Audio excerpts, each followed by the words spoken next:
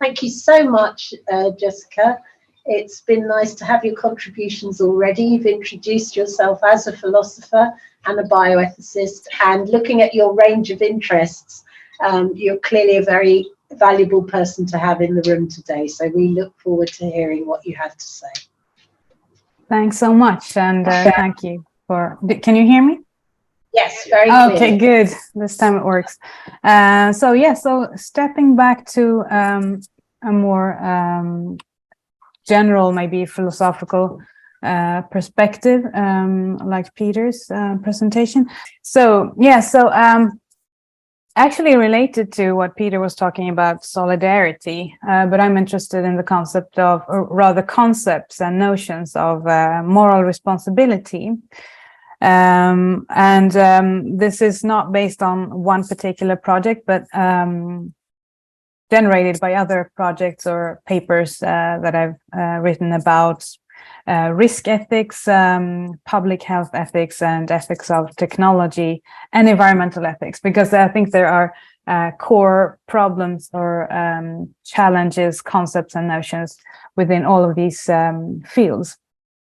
So let's see if I can.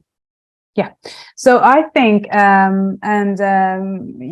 Peter, you talked about the pandemic as well. And as you said, there are differences between that context and the AMR context. But I think what they have in common is that we need to make collective decisions, but we also need individual action, right? Which also entail collective and individual moral responsibility, closely connected to solidarity, I think, but maybe slightly different concepts. So examples of this kind of problems would be climate change and sustainability, the pandemic, infectious diseases, and antibiotic resistance, as we're talking about today. So we have these complex societal and global challenges that need collective but also individual action. An interesting distinction was made by Sven-Ove Hansson, who's one of the big names in risk ethics, which is a fairly new area of research. He's distinguishing between individualistic or individualist and collectivist risk-weighing principles. And he's talking about the context of clinical medicine compared to technological innovation in terms of risk weighing, but I'm interested in healthcare clinical setting compared to public health, which is one of my main areas of public health ethics. So in public health, in contrast to the clinical setting, you have to do the risk analysis based on all the risks, collectively the risks, and the individual risks are all put into one scale, right? So you have to put everything together and basing your analysis on the population rather than the individual, as you would do in a clinical setting, where risks and benefits are analyzed in relation to one and the same individual. So that is an important difference when we're talking about healthcare in general, regular healthcare, as opposed to public health. And so I think the main the core problem in public health when it comes to ethics is how to reconcile this individual level with individual interests, rights, and values with the population at large, or the health of the population. And one of the questions that occur in that context is how to distribute individual and societal or collective responsibility. So to what extent, for instance, is health an individual responsibility, and to what extent is it a collective responsibility? One of the areas that I was interested in that made me think about these questions was infant feeding information or communication about infant feeding. So there are obviously benefits at the level of the population, that breastfeeding can have benefits to public health, and this is usually the way it's framed. It can lead to a strong immune system, and it protects against infections, etc. Some of the benefits that were previously communicated have turned out not to be that simple. But anyway, so the information to new mothers or parents is that all women can and should breastfeed, which is a bit of a normative message as well, right? It's not just, so it's a blur of facts and values, as we would say, in that communication. Whereas we know that some women have problems, different kinds of problems with breastfeeding. So there's actually a pressure leading to feelings of inadequacy amongst these mothers, even depression and anxiety, feelings of guilt when they cannot live up to this populational goal, the public health goal that mothers should breastfeed. So this is an example where you have the population, the well-being and benefits for the population at large, that has to be balanced against the individual, the well-being and benefits to the individual. So you have to sort of balance these different aspects or values. I'm doing my research in the context of ethics of risk, as I mentioned. So the basic question there is really what is ethically right and wrong in the context of risk exposure, risk management, analysis, and communication. And I guess some of you are familiar with the ethical theories, the normative ethical theories, but just a recap, and I don't think maybe all of you are dealing with ethical theories in your daily research. But basically the question then is, what is ethically right and wrong, and how do we decide that? And the ethical theories are tools, if you will, to start looking at what are the ethical aspects and how do we decide what is wrong and what is right. And one of the major ethical theories is consequentialism, and particularly utilitarianism, where all that matters really are the consequences of actions, decisions, etc. And in utilitarianism, that would be defined as utility, maximizing utility is the goal. And of course, we all think that consequences matter. I mean, that's sort of obvious or self-evident in ethics, but it's probably not the only concern that we have. And there's also a competing ethical theory called deontological ethics, where duties and rights are the focus, and then you're arguing basically from a deontological perspective that there are certain things that we are not allowed to do to other people regardless of the consequences. There's also, as I mentioned in relation to Peter's presentation, virtue ethics, which is focused on character traits or dispositions to act, because we don't really talk about virtues today, but we do talk about character traits and dispositions to act. So just starting, as I mentioned, utilitarianism argues that consequences are the only thing that matters really. And I think this is probably one of the most relevant theories today, and our societal decisions are very much based on utilitarianism. Risk benefits, cost benefit analysis are all really based on utilitarianism, even though we don't really talk about it as utilitarianism, but we do talk, especially in this context, about balancing risks and benefits. So, and also, yeah, just achieving herd immunity, for instance, and saving as many lives as possible. All of these decisions are based on utilitarianism. But of course, deontological ethics is not irrelevant today either. We have, well, most of our legislation and human rights doctrine, etc., are based on the idea that regardless of consequences, there are certain things that you cannot do, you should not do to other people. So duties and rights put boundaries to what we can do.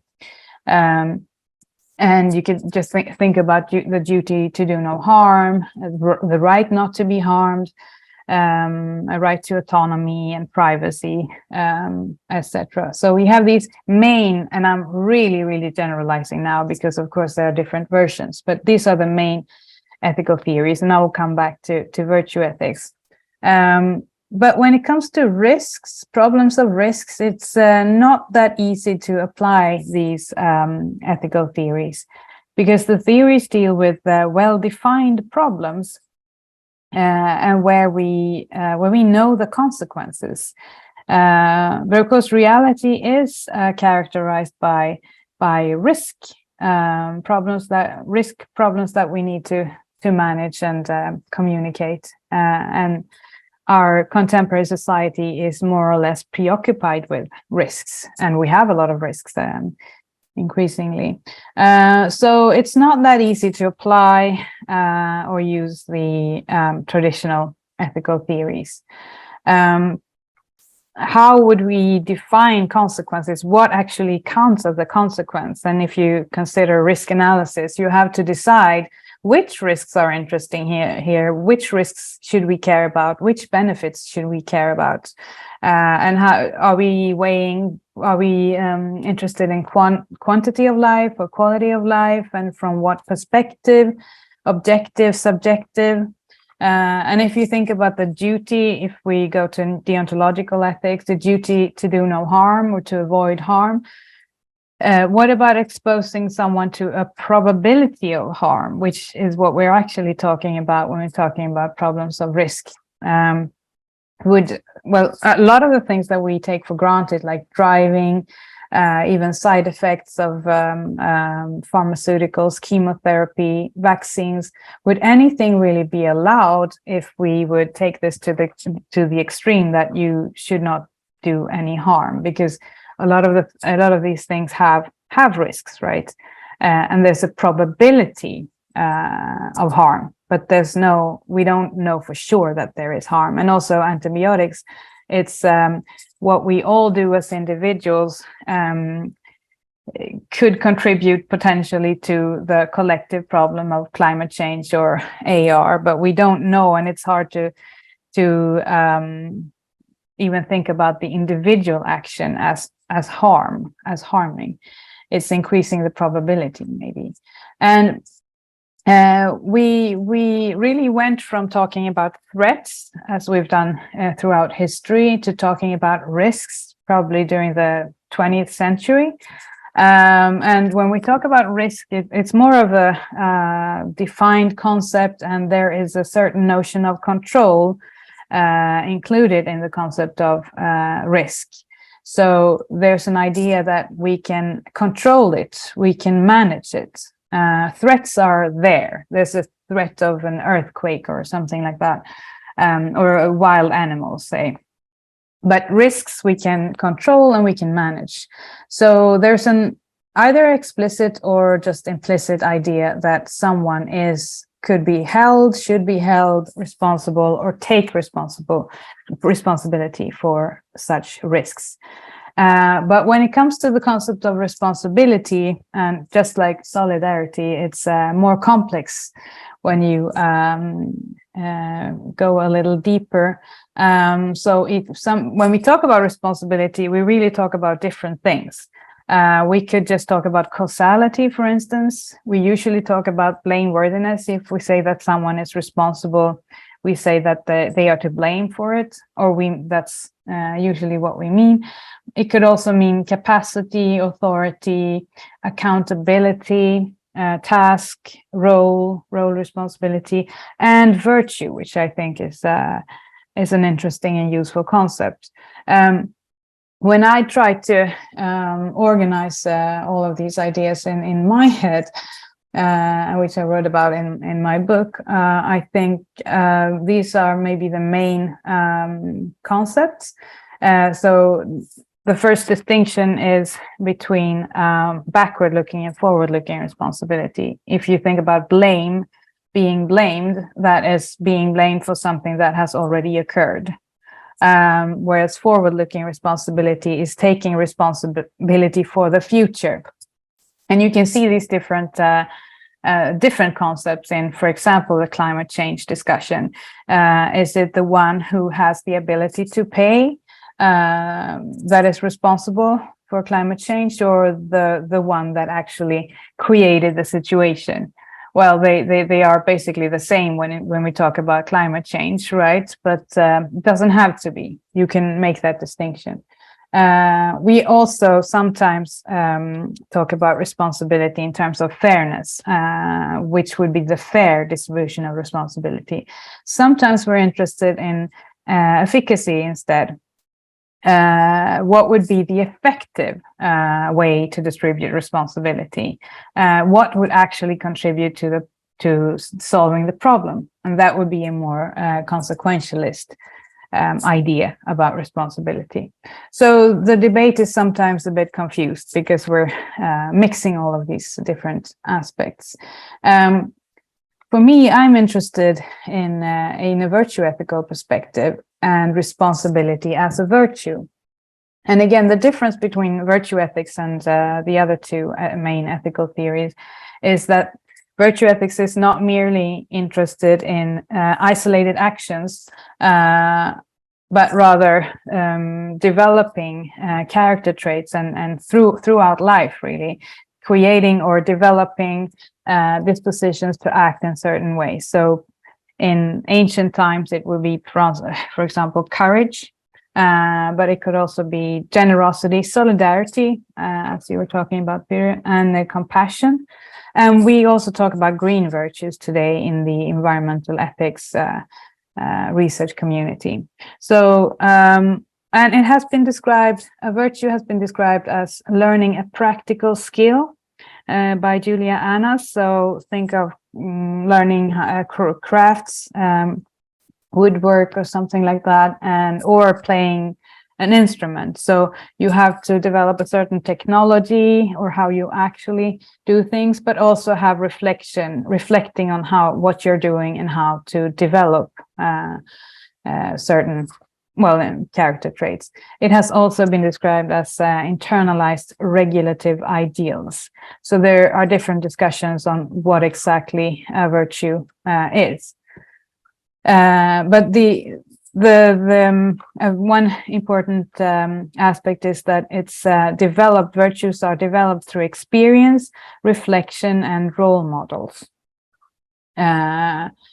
And so so virtue ethics is really focused on the individual and not the population, because, as I said, public health is very much based on utilitarianism and the idea of human rights, of course. So how would you apply virtue ethics to populations or public health? Well, responsibility, I think if you think of the backward-looking and forward-looking distinction, this is a forward-looking notion of responsibility. It's something that is developed gradually, but it can be facilitated by the environment, by social context, structures, and role models. It has been described by a colleague, Gareth Williams, as so responsibility as a virtue requires navigating the complexity of relevant values and principles in order to be able to respond to a plurality of normative demands. So we have to improvise, we have to navigate. It's not just doing our duty or deciding based on consequences, but it's actually responding to a plurality of normative demands. So it's context sensitive in that way. So using antibiotics, for instance, it would not always be wrong or always be right to use it as an example. So I think it's applicable to the role of the individual in relation to these complex collective problems. So as I said in the beginning, and as we are all aware of, this kind of problem will not be solved or managed unless both governments and individuals, and possibly companies as well, take responsibility, take actions. And unless there are behavioral changes among these, well, we as individuals, it's not likely that we have long-term change. And I think this is very much what we saw in the pandemic context as well. So regulations are important but inadequate. This was also, as I said, discussed in the context of COVID. We need a change of social norms and habits that are not only initiated but maintained and encouraged. So think about vaccination, for instance, and so this was described also as promoting and sustaining desired habits. That was not described in the pandemic context, but I think it's applicable. And you could think about individuals as being part of structures as well, and these structures can and should encourage virtuous behavior. For example, by communicating the needs to be vaccinated, and not just in the case of the pandemic, but generally, since measles vaccination is going down, for example. Or being restrictive with the use of antibiotics. So structures can affect individual development of individual virtues. But I also think, so we have individuals and we have structures and we have public health professionals and agencies working within these structures, creating and changing these structures. So I think it's important to add that layer. And this is something that hasn't really been that much discussed, but it's an area that is developing public health virtue ethics. And for me, I've been interested in, or from my perspective, I've been interested in 3 virtues, but I'm sure there are more. The virtue of responsibility, as I mentioned, concerned about what has gone wrong in the past and what could be done better in the future. But also humility, because I think as we say again and again, but that we live in a polarized society or polarized world, as the example of the pandemic again and vaccination generally, it's very much about us and them, and very polarized. And of course, this is also because there's a blur between facts and values. What is actually a fact here and what is a value? So humility, I think, means that we try to separate what is a fact and what is a value, and we try to have respect towards, for instance, vaccine hesitant people, while at the same time not becoming relativistic about facts and values. So this is a tricky situation today, I think. I think we also have to add compassion, caring about the experiences of the individuals, and being respectful and context sensitive to individuals. So I think these are just examples of virtues that we can discuss at the level of public health professionals and agencies. There's a lot of information in there. I of course cannot go into every detail here, but the main idea is that, as we can see, risk and responsibility are intertwined, and I think concepts and notions of responsibility is maybe a better way into discussing the ethics of this kind of complex problems of risk. As I said, responsibility as a virtue is a forward-looking concept, context-sensitive, and important in this context, I think. And responsibility of governments seem to be that you have to balance the collective health perspective with individual rights and values, and be respectful to individuals, while at the same time be concerned, of course, about the population and the health of the population. Individual responsibility then is to develop character traits to help manage these public health problems and to prevent new ones, which can be facilitated by structures and public health professionals and agencies through, I think, trust and solidarity, as you mentioned, or as you were talking about before.